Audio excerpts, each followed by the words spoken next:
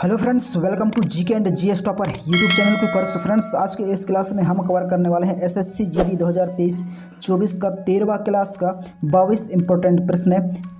जी friends, 22 important प्रश्न है और आज का जो हमारा क्लास शुरू होगा वो 301 से लेकर 322 तक जाएगा आज का यह क्लास। तो चलिए फ्रेंड्स, आज का क्लास हम शुरू करते हैं और कवर करते हैं आज के क्लास की 22 इंपॉर्टेंट प्रश्न एसएससी जीडी 2023-24 के 13वां क्लास का। तो सो फ्रेंड्स, ये रहा आपका पहला प्रश्न है 301 से कि नीली क्रांति का संबंध किससे है। नीली क्रांति का संबंध किससे है, तो किससे है नीली क्रांति का संबंध, तो इसका संबंध है मत्स्य उत्पादन से। किससे? मत्स्य उत्पादन से। तो ऑप्शन नंबर सी इसका सही जवाब हो जाएगा। ऑप्शन नंबर सी इसका सही जवाब हो जाएगा। अगला प्रश्न है केंद्र सरकार के महत्वाकांक्षी राष्ट्रीय ग्रामीण रोजगार गारंटी कानून मनरेगा के साथ किस महापुरुष का नाम जोड़ा गया है।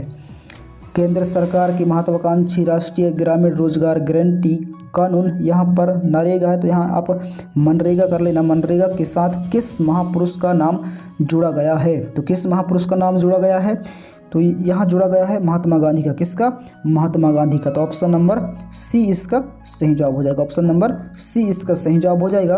अगला प्रश्न है अंत्योदय कार्यक्रम किससे संबंधित है। अंत्योदय कार्यक्रम किससे संबंधित है, तो किससे संबंधित है अंत्योदय कार्यक्रम, तो यह संबंधित है गरीबों में भी निम्नमत गरीबों का उत्थान। तो ऑप्शन नंबर डी इसका सही जवाब हो जाएगा। ऑप्शन नंबर डी इसका सही जवाब हो जाएगा। अगला प्रश्न है मनी लॉन्ड्रिंग बिल का संबंध निम्नलिखित में से किससे है। मनी लॉन्ड्रिंग बिल का संबंध निम्नलिखित में से किससे है, तो किससे है इसका संबंध, तो इसका संबंध है किससे? काले धन पर अंकुश। किससे है? काले धन पर अंकुश। तो ऑप्शन नंबर सी इसका सही जवाब हो जाएगा। ऑप्शन नंबर सी इसका सही जवाब हो जाएगा। अगला प्रश्न है पूर्ति अपनी मांग स्वयं निर्धारित कर लेती है, यह युक्ति किसकी है। पूर्ति अपनी मांग स्वयं निर्धारित कर लेती है, यह युक्ति किसकी है, तो किसकी है यह युक्ति, तो यह युक्ति है जेबी से की। किसके? जेबी से की। तो ऑप्शन नंबर बी इसका सही जवाब हो जाएगा। ऑप्शन नंबर बी इसका सही जवाब हो जाएगा। अगला प्रश्न है भारत में उपभोक्ता संरक्षण अधिनियम कब पारित किया गया। भारत में उपभोक्ता संरक्षण अधिनियम कब पारित किया गया, तो कब पारित किया गया था यह संरक्षण, तो यह पारित किया गया था कब? 1986 में। कब पारित किया गया था? 1986 में। तो ऑप्शन नंबर बी इसका सही जवाब हो जाएगा। ऑप्शन नंबर बी इसका सही जवाब हो जाएगा। अगला प्रश्न है राजस्व खाते में सरकार की व्यय करने की सबसे बड़ी मद कौन सी है, तो कौन सी सबसे बड़ी मद, तो वो है कौन सी? ब्याज भुगतान। कौन है? ब्याज भुगतान। तो ऑप्शन नंबर बी इसका सही जवाब हो जाएगा। ऑप्शन नंबर बी इसका सही जवाब हो जाएगा। अगला प्रश्न है प्रतिस्थापन लोचन की अवधारणा प्रस्तुत की थी, तो किसने प्रस्तुत की थी प्रतिस्थापन लोचन की अवधारणा, तो ये प्रस्तुत की थी कौन? हिस्क ने। किसने? हिस्क ने। तो ऑप्शन नंबर ए इसका सही जवाब हो जाएगा। ऑप्शन नंबर ए इसका सही जवाब हो जाएगा। अगला प्रश्न है भारत में आर्थिक नियोजन कब प्रारंभ हुआ। भारत में आर्थिक नियोजन कब प्रारंभ हुआ, तो कब प्रारंभ हुआ था आर्थिक नियोजन भारत में, तो ये प्रारंभ हुआ था 1 अप्रैल 1951 में। कब हुआ था? 1 अप्रैल 1951 में। तो ऑप्शन नंबर सी इसका सही जवाब हो जाएगा। ऑप्शन नंबर सी इसका सही जवाब हो जाएगा। अगला प्रश्न है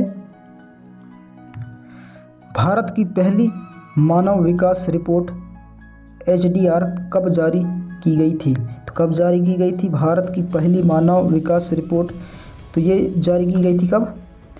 अप्रैल 2002 में। कब?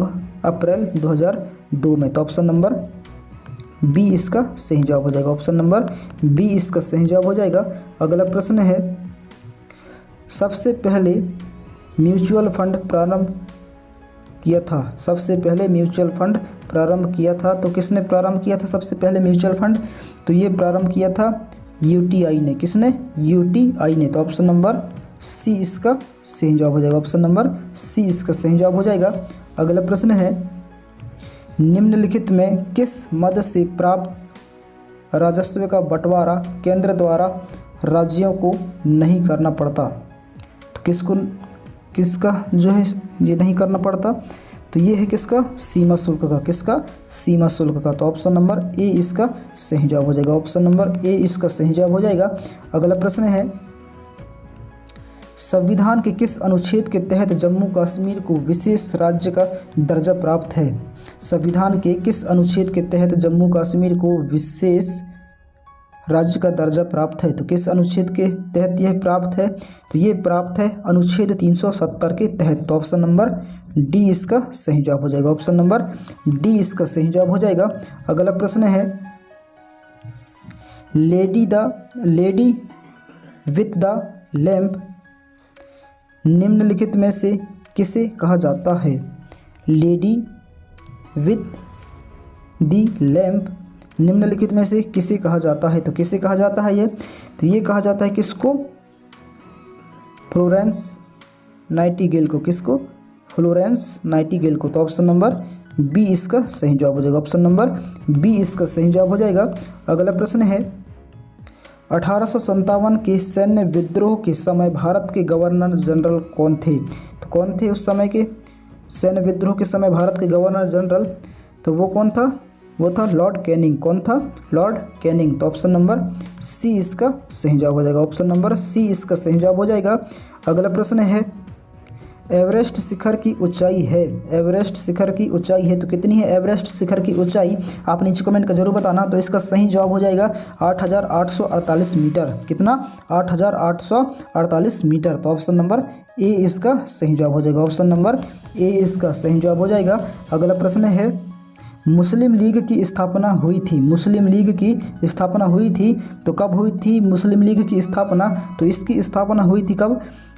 1906 में। कब हुई थी? 1906 में। तो ऑप्शन नंबर डी इसका सही जवाब हो जाएगा। ऑप्शन नंबर डी इसका सही जवाब हो जाएगा। अगला प्रश्न है, पानीपत की तीसरी लड़ाई कब हुई थी? पानीपत की तीसरी लड़ाई कब हुई थी? तो कब हुई थी पानीपत की तीसरी लड़ाई?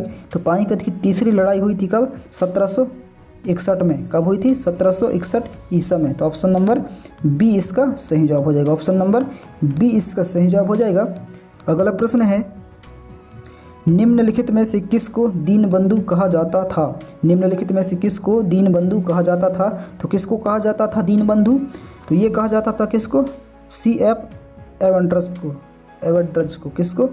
CF एवरड्ज को। तो ऑप्शन नंबर सी इसका सही जवाब हो जाएगा। ऑप्शन नंबर सी इसका सही जवाब हो जाएगा। अगला प्रश्न है, भारत में आने वाले प्रथम अमेरिकी राष्ट्रपति कौन थे? भारत में आने वाले प्रथम अमेरिकी राष्ट्रपति कौन थे? तो कौन थे? वो थे कौन?